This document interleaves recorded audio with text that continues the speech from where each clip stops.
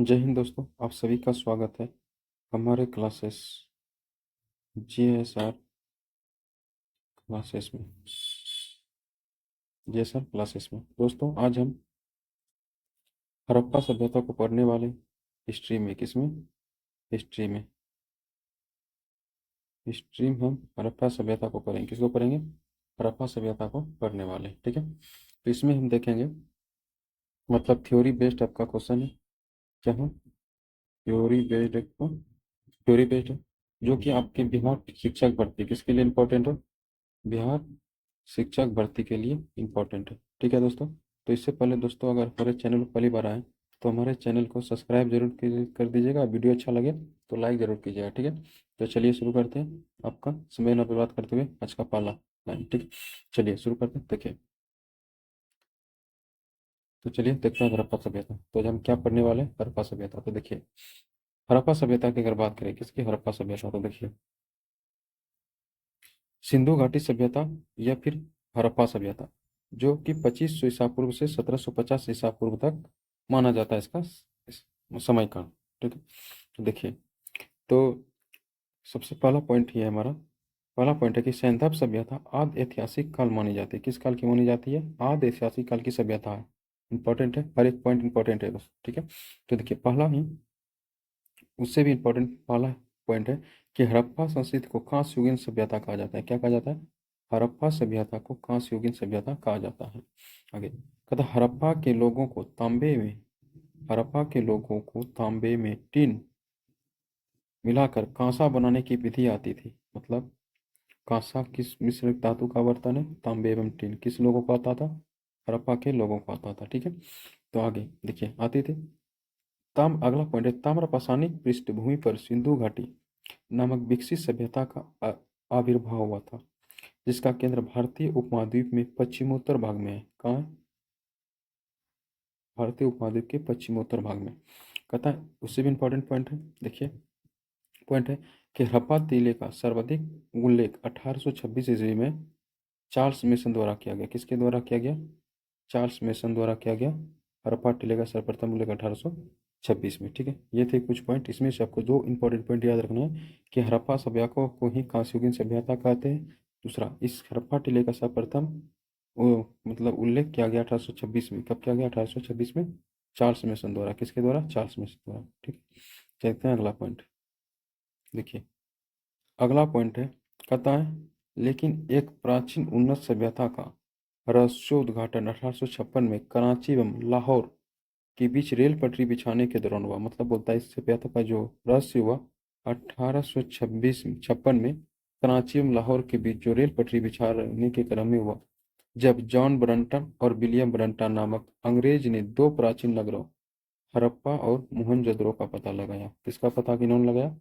John Brunton और William Brunton ने, जब 1856 में लगा। कब? कराची और लाहौर के बीच रेल पटरी बिछाने के क्रम में। चलिए, अब अगला इंपॉर्टेंट पॉइंट हमारे बीच है, देखिए। अगला पॉइंट है, इनका हर एक पॉइंट याद रखिएगा। देखिए, कहता है, इस सभ्यता का नाम हड़प्पा संस्कृति इसलिए पड़ा क्योंकि 1921 में पाकिस्तान के पंजाब प्रांत में स्थित हड़प्पा, जो कि मोंटगुमरी जिला में पड़ता है, नामक स्थान पर ही सर्वप्रथम दयाराम साहनी और माधव स्वरूप वत्स के नेतृत्व में उत्खनन कार्य किया गया। तो पहली बात याद रखिएगा कि जो हड़प्पा संस्कृति, इसका नाम इसलिए रखा क्योंकि पाकिस्तान का जो पंजाब प्रांत है स्थित हड़प्पा की खोज कब हुआ? 1921 में। ये पाकिस्तान के किस जिला में? मोंटगुमरी जिला में स्थित है, ठीक है। इसकी खोज किसने किया? दयाराम साहनी। इसमें कई पॉइंट था जो आपको याद रखना है, ठीक है। अब देखिए, अगला अगला मेन इंपॉर्टेंट पॉइंट आपके लिए, देखिए। अगला पॉइंट है कि इस प्राचीन सभ्यता के दूसरे महत्वपूर्ण स्थल मोहनजोदड़ो, जिसे मृतकों का टीला में मृतकों मोहनजोदड़ो को मृतकों का टीला में उत्खनन कार्य 1922 में राखाल दास बनर्जी द्वारा। तो इन जगह से इंपॉर्टेंट पॉइंट याद रखना है कि मोहनजोदड़ो की खोज किसने किया? राखाल दास बनर्जी ने। कब किया? 1922 में। मोहनजोदड़ो का अर्थ होता है मृतकों का टीला। कई पॉइंट है याद रखने लायक, ठीक है। जो वर्तमान में पाकिस्तान के सिंध प्रांत में पड़ता है। किस प्रांत पड़ता है?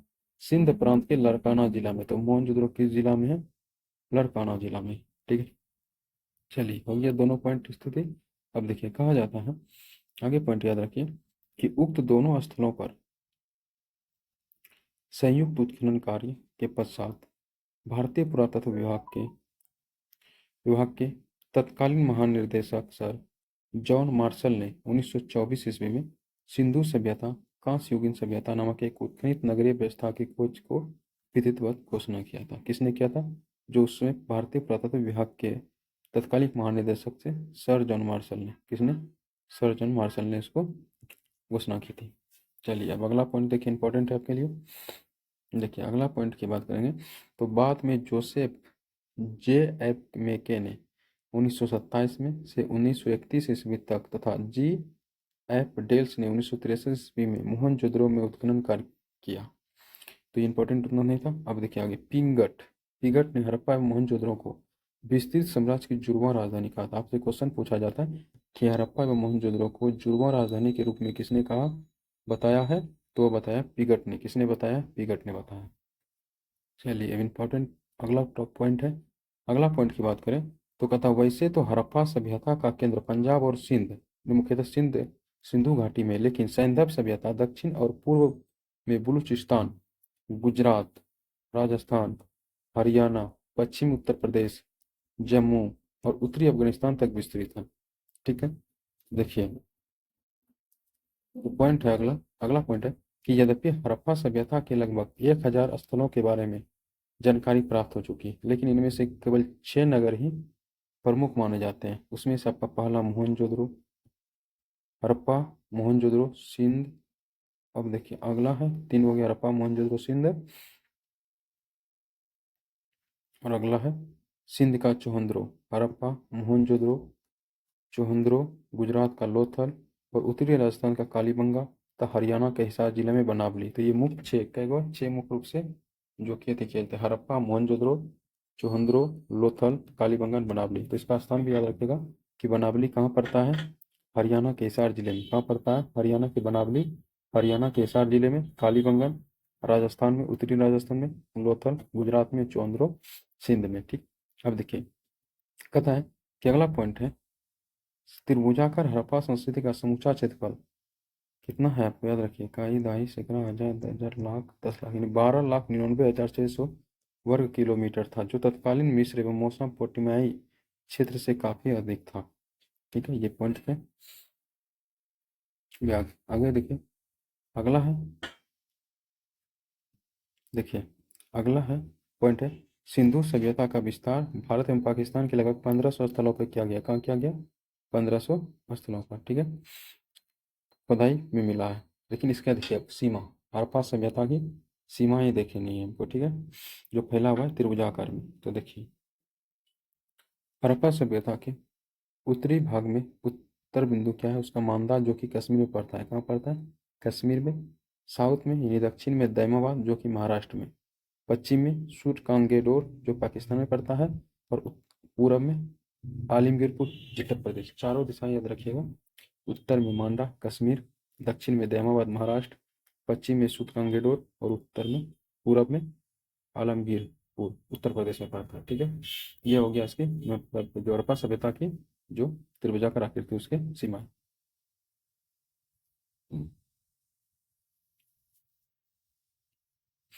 तो अब देखिए आगे, कालीबंगा और बनावली में हड़प्पा पूर्व और हड़प्पाकालीन संस्कृतियों का प्रमाण मिलता है। यहाँ बिना पक्की ईंटों के चबूतरों, सड़कों, तनालियों के अवशेष हड़प्पा युगीन है। क्या है यहाँ? यहाँ बिना पक्की ईंटों के चबूतरे, सड़कों, तनालियों के अवशेष हड़प्पा युगीन है। सूरकांगे रोड, अगला पॉइंट अपने सामने है। अगला पॉइंट है कि सूतकांगेडोर और सूतकोरता जैसे समुद्री तटीय नगरों में भी इस सभ्यता के उन्नत रूप से दर्शन मिलते हैं, जहां नगर दुर्ग प्राप्त होते हैं। गुजरात के कठियावाड़ प्रायद्वीप में स्थित रंगपुर और ब्रोजरी नामक स्थलों से में से इस सभ्यता का उत्तरावस्था का संकेत मिलता है। ठीक है, अब देखिए आगे आगे है अगला पॉइंट है प्रथम नगर नियोजन। प्रथम नगर नियोजन तथा हड़प्पा संस्कृति की सर्वोत्कृष्ट विशेषता इसका नगर नियोजन है। तथा हड़प्पा और मोहनजोदड़ो दोनों ही नगरों के अपने दुर्ग थे, जहां संभवतः शासक वर्ग के सदस्य रहते थे। प्रत्येक नगर में दुर्ग के पार निचले स्थल पर ईंट के मकानों वाला नगर बसे थे। ठीक है, तो देखिए कहा जाता है अगला पॉइंट है कि अलेक्जेंडर कनिंघम को भारतीय पुरातत्व का जनक कहा जाता है। पॉइंट याद रखिएगा कि अलेक्जेंडर कनिंघम को भारतीय पुरातत्व का जनक कहा जाता है। भारतीय पुरातत्व सर्वेक्षण संस्कृति मंत्रालय के अधीन आता है। याद रखिएगा, भारतीय पुरातत्व सर्वेक्षण किसके अधीन आता है? संस्कृति मंत्रालय के अधीन आता है। अब अगला पॉइंट है, देखिए सिंधु घाटी सभ्यता का काल निर्धारण। क्या याद रखना है आपको? देखिए सिंधु घाटी सभ्यता का काल निर्धारण। तो देखिए जो सिंधु घाटी सभ्यता का जो काल निर्धारण किया गया था, जिसमें से रेडियो कार्बन जो सर्वाधिक फेमस है वो है 2500 ईसा पूर्व से 750 ईसा पूर्व। किसके द्वारा अनुमान किया गया है? रेडियो कार्बन के द्वारा। अगर बात करें डीपी अग्रवाल के अनुसार, किसके अनुसार? डीपी अग्रवाल। तो डीपी अग्रवाल के अनुसार सिंधु सभ्यता का काल 2350 ईसा पूर्व से 1750 ईसा पूर्व माना जाता है। अब देखिए मुद्राओं के आधार पर अगर बात करें तो याद रखिएगा, मुद्राओं के आधार पर सिंधु सभ्यता का काल 2500 ईसा पूर्व से 1800 ईसा पूर्व माना जाता है। अब मार्शल के अनुसार अगर माने तो मार्शल ने सिंधु सभ्यता को 3250 ईसा पूर्व से 2750 ईसा पूर्व माना है। ठीक है।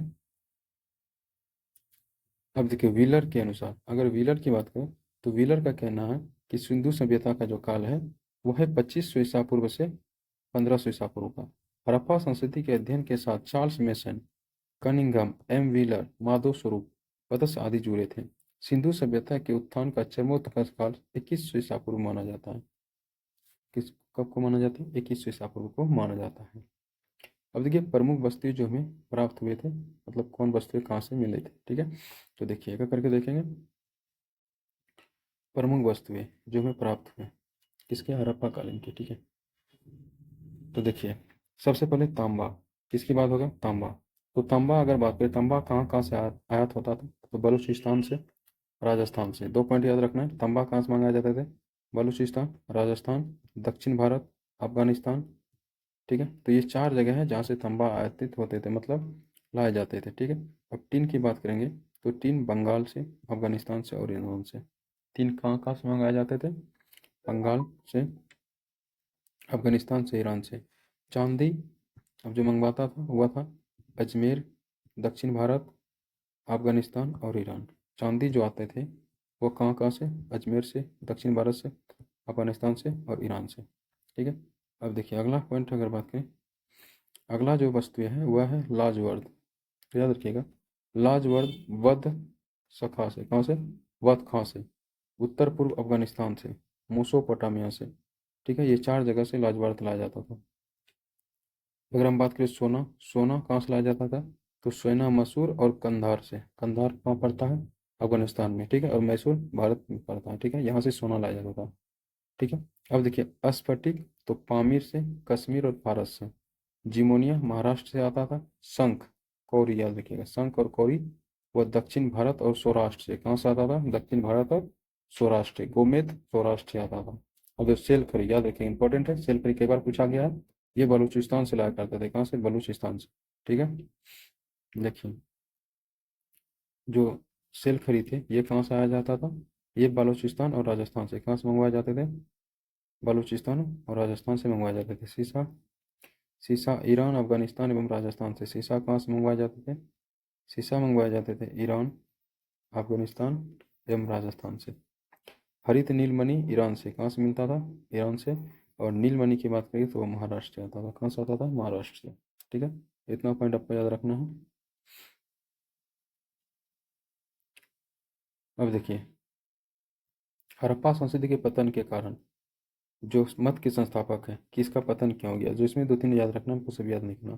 तो देखिए हड़प्पा सभ्यता के पतन के जो प्रमुख कारण है, ठीक है, पतन के कारण मत के संस्थापक, तो याद रखिएगा नदी की शुष्कता।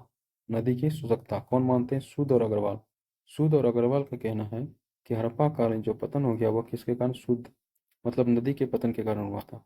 और अगर लेब्रिक की बात करें तो इन्होंने कहा था कि अस्थिर, वो स्थिर नदी था, तो मतलब जो नदी अपना वो स्थिर था, इस वजह से इसका पतन हो गया। और जलवायु परिवर्तन की बात माने जो पूछा भी गया एग्जाम में, तो ये ओरेल स्टीन और एन ए एन घोष किसके द्वारा?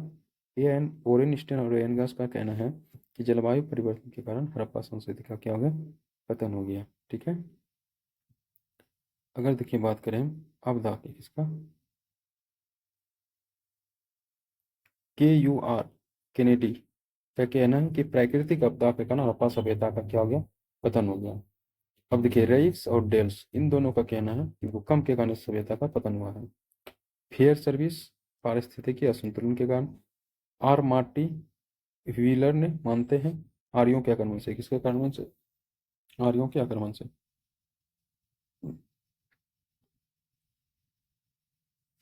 और गार्डन चाइल्ड और स्टुअर्ट पिगट, पिगट जो है इसका मानना है बाह्य आक्रमण, किसके कारण, बाह्य आक्रमण। और जो पूछा गया एग्जाम में बाहर का, तो मेके रा और मार्शल किनका मानना है, तो मार्शल का मानना है कि बाहर के कारण इसका पतन हुआ है। अब देखिए एक पॉइंट है इंपॉर्टेंट, पता है कि इखाथम महादेवन एक भारतीय लेख शास्त्री और भूतपूर्व लेख संभक है जो सिंधु घाटी सभ्यता का पूरा लेख शास्त्री पर अपनी सुविज्ञता और तमिल ब्राह्मणी अभिलेख का सफलतापूर्वक अर्थ निकालने के लिए जाने जाते थे। लेकिन इंपॉर्टेंट उत्तर नहीं है। देखिए इंपॉर्टेंट अगला पॉइंट है इससे है, देखिए इंपॉर्टेंट हमारे लिए है कि ये पॉइंट आपसे लिए इंपॉर्टेंट है। इंपॉर्टेंट इसलिए है कि सैंधववासी दशमलव प्रणाली पर आधारित बाटों का प्रयोग करते थे, किसपे, तो पूछा भी क्वेश्चन जाता है कि सैंधववासी दशमलव प्रणाली पर आधारित बाटों का प्रयोग करते थे। खुदाई में 16 के गुणों के बाट प्राप्त हुए हैं, जैसे 16, 16, 64, 160, 320 ऐसे, ठीक है। सिंधु सभ्यता में ईंट के जो अनुपात था, याद रखिएगा, सिंधु सभ्यता में ईंटों का अनुपात 4:2:1 था। कितना था, 4:2:1 था, ठीक है। अब देखिए अगला पॉइंट याद रखना है आपको, अगला पॉइंट था कि टेराकोटा, कौन सा, टेराकोटा का उपयोग हड़प्पा काल की मुद्राओं के निर्माण में मुख्य रूप से किया जाता था। तो हड़प्पा काल में जो मुद्राओं का निर्माण किस में किया जाता था, टेराकोटा से, किसे किया जाता था, टेराकोटा से।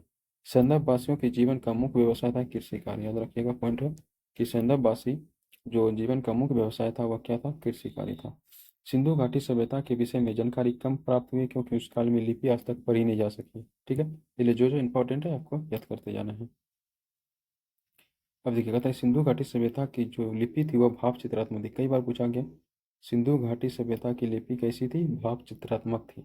सिंधु घाटी के लोग द्वारा प्रयोग में लाए जाने वाले बर्तन चाक पर बने होते थे, किस पे बने होते थे, चाक पर बने होते थे, ठीक है।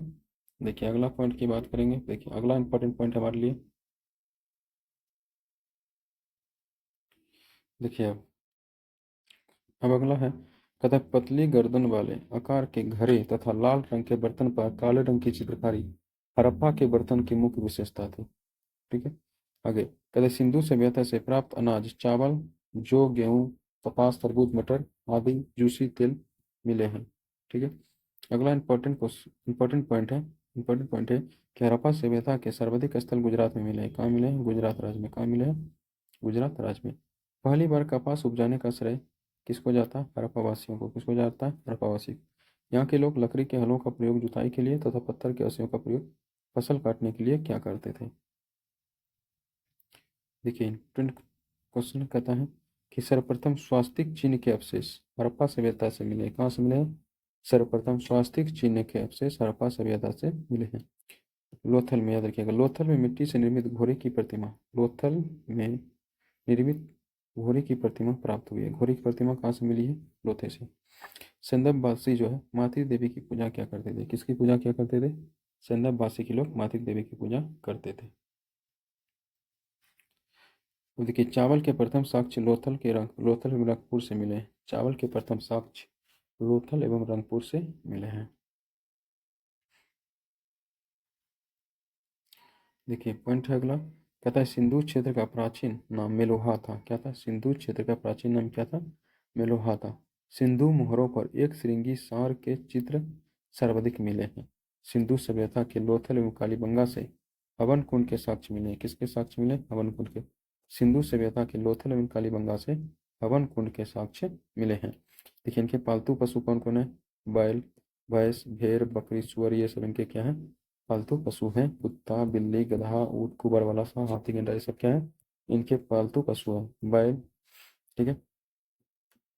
अब देखिए अगला इंपॉर्टेंट है उन जानवरों में से जो एक जानवर है गाय का, याद रखिएगा सिंधु सभ्यता में गाय के साक्ष्य नहीं मिले हैं, याद रखिएगा इंपॉर्टेंट हो जाता है आपके लिए। तो ऋग्वेद में हड़प्पा सभ्यता को हरयुपिया कहा गया है, क्या क्या, हरयुपिया कहा गया है। विश्व में चांदी सर्वप्रथम भारत यानी हड़प्पा सभ्यता में पाई गई थी, विश्व में सर्वप्रथम चांदी कहाँ पाई गई थी, हड़प्पा सभ्यता में पाई गई थी।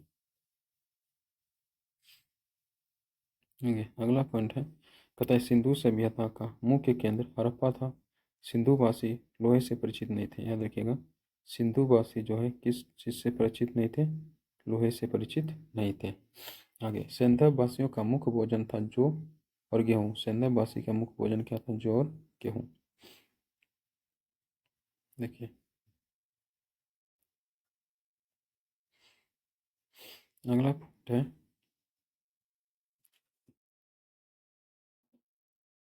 देखिए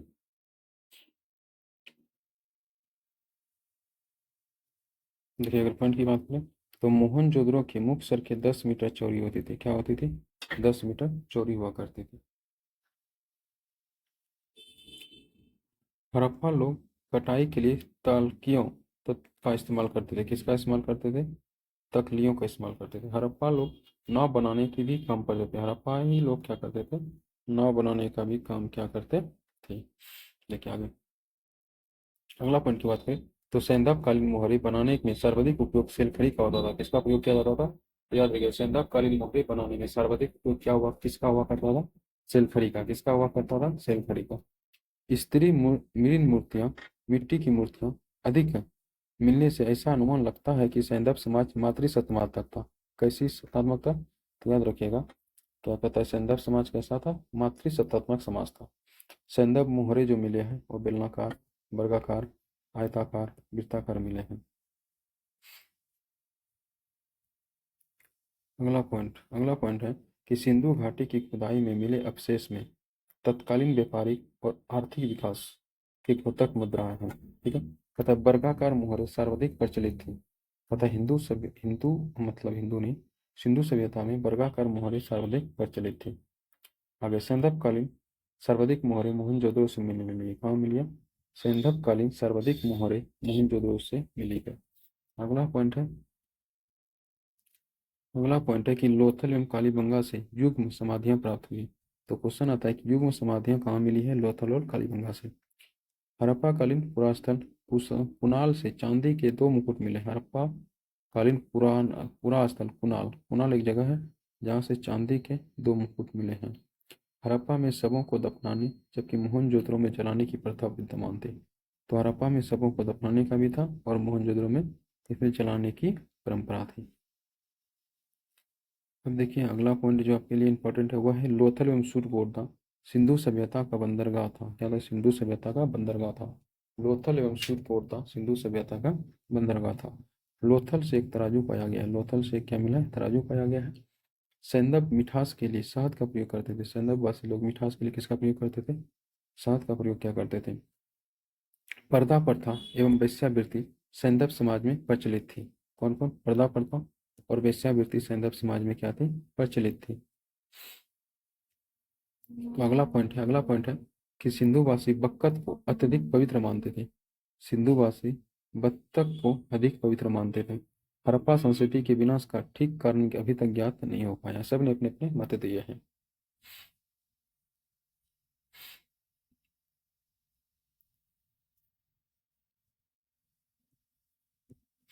तो देखिए, अब अगला पॉइंट है कि सिंधु नदी का मार्ग बदलना, वर्षा की कमी, भूकंप एवं विदेशी आक्रमण जैसे कारण समय समय पर बताए गए हैं, जो कि सैंधव सभ्यता के विनाश का संभवतः सबसे प्रभावी कारण बाढ़ को माना गया। किसको माना गया? बाढ़ को माना गया अभी तक। ठीक है, अब देखिए अगला पॉइंट है, प्रदेश हड़प्पा से तांबे की बनी हुई इक्का गाड़ी प्राप्त हुई है। हड़प्पा से पूछा जाए तो तांबे की बनी हुई इक्का गाड़ी कहाँ से मिला? हड़प्पा से। कहाँ से मिला? हड़प्पा से। हड़प्पा से एक दर्पण प्राप्त हुआ है जो तांबे से बना हुआ है। किससे बना हुआ है? तांबे। हड़प्पा से प्राप्त मुद्रा में गरुड़ अंकन मिलता है। क्या अंकन मिलता है? हड़प्पा से प्राप्त मुद्राओं में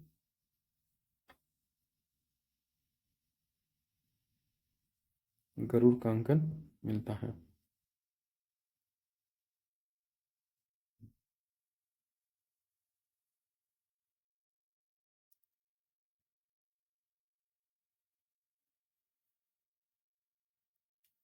अब देखिए अगला पॉइंट,